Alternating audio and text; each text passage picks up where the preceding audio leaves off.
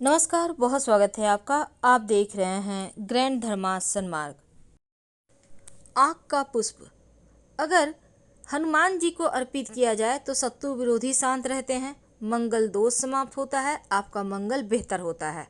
अगर गणेश जी को अर्पित किया जाए, पाँच पाँच पुष्प मात्र नियमित रूप से अर्पित करें या फिर सिर्फ बुधवार को अर्पित करें तो आपका बुध ग्रह बढ़िया होता है, वाणी की शक्ति बढ़ती है और किसी भी तरह की जो वाणी दोष है वो समाप्त हो जाता है।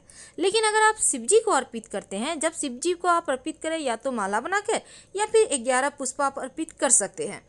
तो शिव जी को अगर नियमित अर्पित करते हैं तो जीवन की सारे विष, सारे तकलीफ, जो ग्रहों की पीड़ाएं हैं, जो ग्रह निगेटिव चाल चल रहे हैं, सब कुछ समाप्त हो जाता है।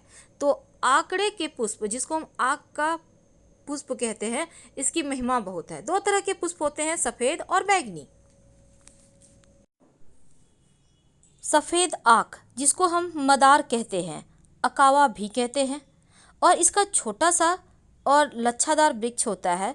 हरे और सफ़ेदी लिए पत्ते होते हैं, पकने पर थोड़े से पीले रंग के हो जाते हैं। इनका पुष्प छोटा छत्तादार होता है। पुष्प सफ़ेद भी होते हैं और बैगनी कलर के भी होते हैं।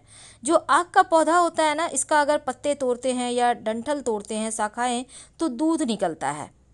तो आज हम इसी का प्रयोग बताएंगे। देखिए, आँख का पौधा विषैला होता है, वैसे ये लोग कहते हैं, पर चलिए हम इन बातों को छोड़ते हैं। आज हम आपको खास टोटके बताएंगे, दो ऐसे टोटके जो जीवन की परेशानियों से आपको बाहर निकाले। एक तो सबसे पहला, आप अपने घर के मुख्य दरवाजे के बाहर दाहिने तरफ अगर एक सफ़ेद आँख का पौधा लगा दें तो ऐसा करने से घर में सुख शांति रहेगी, नकारात्मक ऊर्जाएं प्रवेश नहीं करेगी, टोना टोटका असर नहीं करेगा। अगर आपके लिए संभव ना हो ये काम, तब ऐसे में आप किसी भी शनिवार के दिन आप सफ़ेद या बैगनी जो भी आँख का पौधा है आपके आसपास, थोड़ा सा जड़ लेकर आइए, काले कपड़े में इसको बांधकर घर के मुख्य दरवाजे पर बाहर की तरफ से लटका दे। ऐसा करने से घर में सुख समृद्धि बढ़ेगा, धन बढ़ेगा, मान बढ़ेगा और निगेटिव एनर्जी दूर रहेगा। जब आँख का पौधा थोड़ा पुराना हो जाता है तो इनकी जड़ में गणेश जी प्रकट होते हैं, तो इसीलिए इस पौधे का और भी ज़्यादा महत्व है। कहा जाता है अगर बरकत नहीं हो रही है, लक्ष्मी रूठ गई हो, तो नियमित रूप से आप आँख के पुष्प से गणेश जी को मनाइए, उनको अर्पित कीजिए। आँख की जड़ को गणेश जी के सामने रख दें और पूजा कर अगर धन के स्थान पे रख दें तो धन की मुश्किलें भी दूर हो जाती है, क्योंकि आँख का पौधा बहुत ही चमत्कारी है। आज हम आपको एक छोटा सा प्रयोग बताएंगे, जो प्रयोग दुश्मन शत्रु विरोधी से भी आपको बचाए रखेगा। बहुत सिंपल सा प्रयोग है, ये प्रयोग आप कर लें तो शत्रु विरोधी शांत हो जाएंगे, वो आपका चाहकर भी बाल भी बांका नहीं कर पाएंगे।